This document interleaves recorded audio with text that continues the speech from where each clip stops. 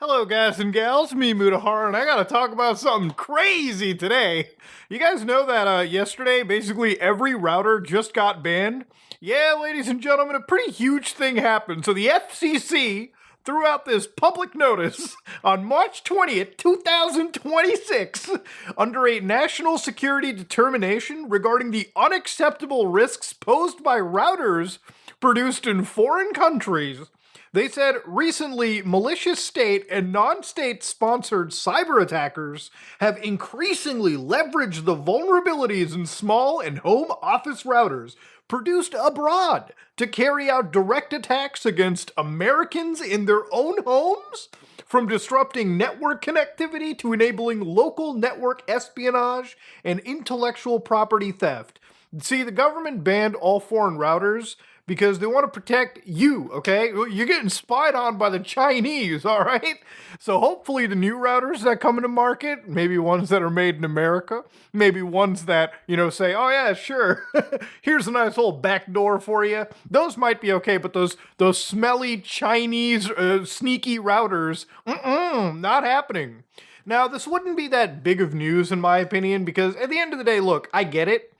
Bans happen all the time. It would make sense if the government was banning this shit for the government, right? Like, it makes sense because in Canada, for instance, you can't have Chinese equipment in the government offices. And you can't do that in America either. It makes sense, right? The Chinese don't even allow it too.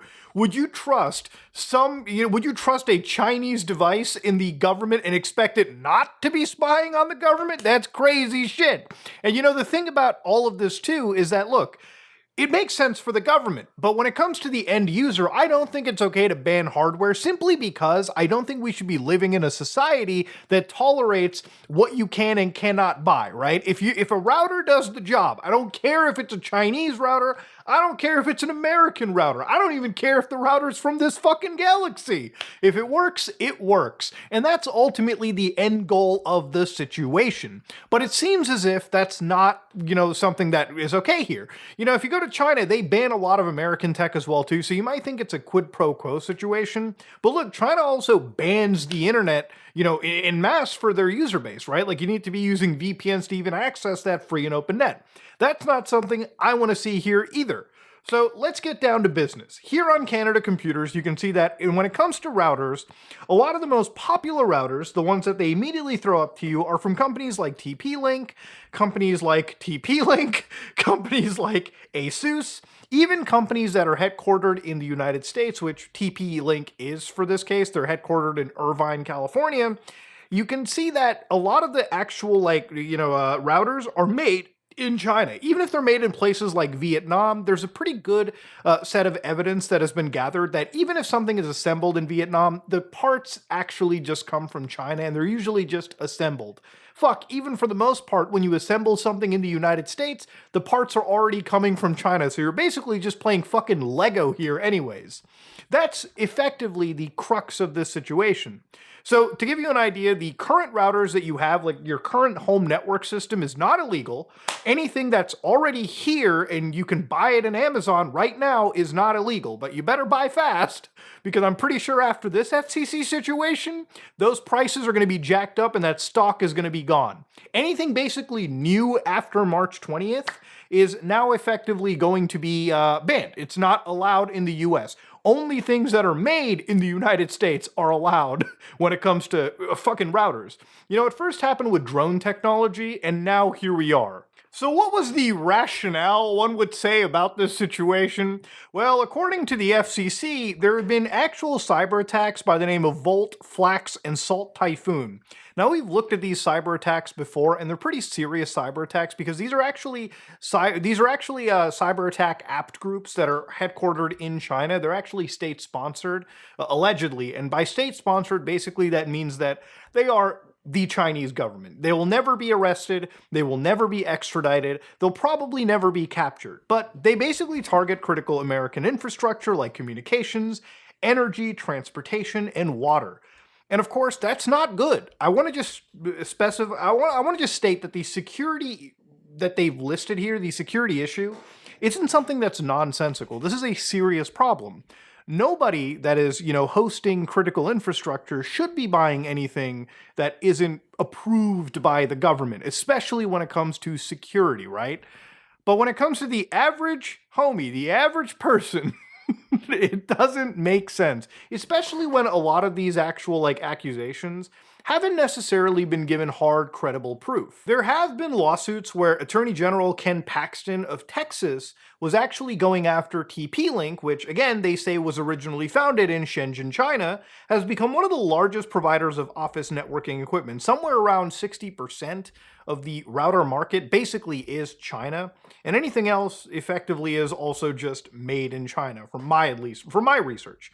The company established a spin-off with a new headquarters in California, which is why I said it was headquartered in Irvine, and has claimed that it is now fully independent of Chinese ties. However, questions remain about the accuracy of these claims, as well as the company's ownership structure, production practices. Basically, Texas is alleging that even if they're headquartered in California, there's probably a lot of Chinese influence on top of them. And that's actually a fair, worry to kind of have, especially when you look at the supply chain on building routers. If most of the stuff comes from China, but it's just assembled in the United States or Vietnam or any of these other countries, it's probably still Chinese owned. There probably is a risk of a hardware backdoor. Maybe there's something in the firmware people have to watch out for. And there have been actual legitimate things to worry about there. For instance, back in 2023, Checkpoint Research did find malicious firmware implants for these TP-Link routers. Now, a key thing about this is, while yes, there were actual malicious firmwares found, something that could leak information back to the Chinese government, it wasn't necessarily something that sort of pinned the blame entirely on TP-Link. Because again, these kind of firmware agnostic attacks happened on a wide range of devices. And a lot of these companies probably didn't even know it was happening. It's like kind of blaming a supply chain attack on the software owner, right?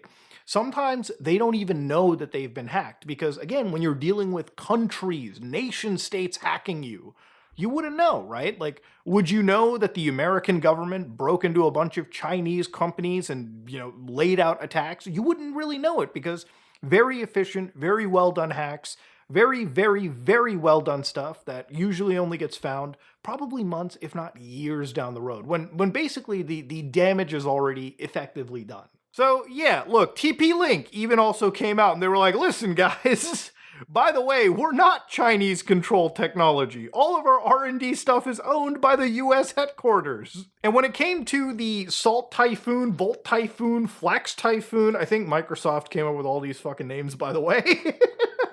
There was no discernible preference that they used those specific TP-Link routers as a vector. In fact, many different manufacturers and many different routers had these issues as well. Again, it just shows you that when it comes to cyber attacks, it's a lot more nuanced than, again, the media or a lot of these politicians sort of paint things as, right? So basically, look, at the end of the day, I think what's funny about this entire situation is now when you go to the FCC and you look at the covered equipments list, you can see that effectively, yes, telecommunication equipment from Huawei Technologies was basically blocked off. So that was included on March 2021. And actually back then a huge Canada versus China scuffle happened because we even busted one of their, I think it was their CTO, basically the daughter of the CEO or the daughter of one of the founders. We actually ended up busting, and it was a huge political fallout too. But we did it on the American behalf because that's kind of what you have to do when you're doing cross-border law enforcement work. So again, you also have companies like ZTE Corporation, which you probably have seen a low-budget phone from them on the market, Hytera Communications, Hangzhou Hikvision, Dua Technology, AO Kaspersky. So a lot of these companies do get put on the list of you're not being allowed anymore.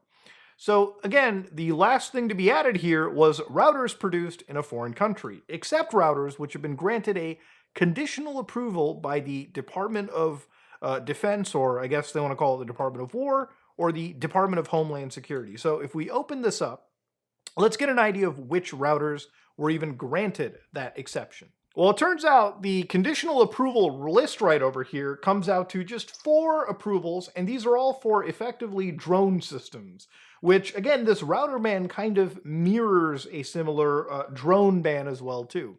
Again, it's about banning a lot of foreign devices, and then the market kind of consolidates into a few options that you, the user, has. And those options also come with price checks because hey, when you have less competition, might as well raise prices. I mean, where the fuck is everyone else going to be spending money? You know what I mean? And then once you end up having a market like that, it also further makes it difficult for a lot of these companies that already have their shit banned to consider maybe we should keep updating some of our old stuff. And it does lead to, again, a cascade of security issues down the road. But look, ultimately in the end, I feel like the US has banned a lot of new routers simply because they want to give sort of domestic production, which doesn't really exist right now, a leg. They want to give the market over here, which probably would have been beaten by the Chinese because maybe they do just produce better quality stuff. And because of that, you have limited options to buy, and I think the options in the future that will be US only might also come with their own levels of spying as well too. Look, I don't necessarily trust the Chinese either, but I also don't trust the Americans. I also don't trust anybody, okay? I'm a fucking paranoid conspiracy theorist. So yeah, I do tend to think that every single company that pushes for this or country that pushes for shit like this has an ulterior motive. Now look, at the end of the day, I think the best thing that you can do is probably find a way to build a cheapo computer and eventually get a network card for it. And here's a tool called OPN Sense. There's also PF Sense. And you can download this, install this on a wide variety of architectures, and you can actually basically build your own firewall, your own home router. Because at the end of the day, a router is just a piece of hardware that controls internet traffic. It directs internet traffic. The only reason my computer here is able to talk to that computer back there is because they're connected together by a router. A router doesn't have to be something you buy at the store. I mean, that's usually the cheapest option. But I guess now if you want a true private option, it might be that you build a big bulky router yourself, install stuff like OPN Sense, and so, because at least here you have an idea of what code is running on your system. You don't necessarily have to be at the behest of what a Chinese manufacturer gives you or an American manufacturer. And when it comes to older routers too, look, never give up. Never give up the fight. There's options like OpenWRT, which is a Linux operating system that targets embedded devices, like routers in this case. So you can actually end up getting open firmware like that or DDWRT, where again, if you look in their router database, you can probably find a router you can buy on the market today, flash it with custom firmware, and get an open source solution that is free from all governments, free from the system. You know what I mean? But I think it's insanity that we are tolerating a ban of all of this hardware just overnight, it seems. I think the government's explanation sounds cool to some people. Like, some would be satiated and think they're doing this to protect us. Look at all this crazy Chinese malware floating around. But A, the government hasn't necessarily proven it, okay? And second of all, it's clear to me that, a government that wants to say spying is bad, but also chooses to spy on its people every single day as well, too. Look, let's not forget, a few days ago I told you the FBI was buying your private fucking data, okay, through data brokers, just so they can bypass, what is the warrants. And then, of course, obviously, let's not forget that, government agencies have been buying zero-day malware to hack into your phones to look through God knows what. So, look, I get it. The Chinese Communist Party loves to fucking spy on people. They've been doing it for decades. They have a whole system for it. They openly do it. But I'm not going to sit here and pretend that the American government wants to protect you for the sake of your own benefit. It's down the road. This is another block so that eventually people in the future have to buy routers that are American, and those routers probably have their own set of backdoors that are going to report information that people probably don't want reported. At least that's my conspiracy theory belief right there. But look, at the end, let me know what you think about it in the comment section below. Maybe I'm being too tinfoil hattish, but that's basically what I've kind of gotten out of this. It sucks, it's stupid, and to be honest with you, I think maybe it might even get reversed because of how stupid it actually is. But ladies and gentlemen, let me know what you think in the comment section below. If you like what you saw, please like, comment, and subscribe. Dislike if you dislike it. I am out.